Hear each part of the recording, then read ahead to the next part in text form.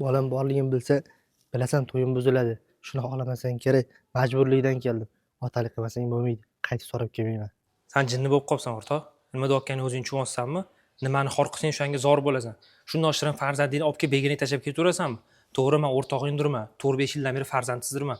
Lekin men qizingga hozir otalik qilib o'zimga olib qoladigan bo'lsam, ertaga yig'lab kelsang ham bermayman. Shuni hisobini olgin. Bu yog'ini ko'p o'yladim. Qaytib so'rab kelmayman. Uylanib olsam, hali ko'p farzandli bo'laman.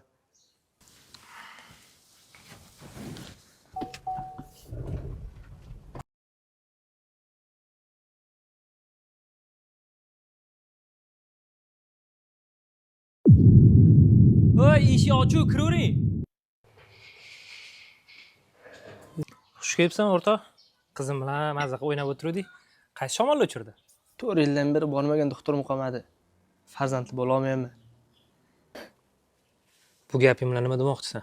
Bolamni olib ketmoqchimisan? Menga o'zingdan bechorani yoqma. Men senga nima degandim? Begona emassan-u, o'rtog'imsan. Bunaqa bo'lishini bilmagandim. Kelinam homilador ekan.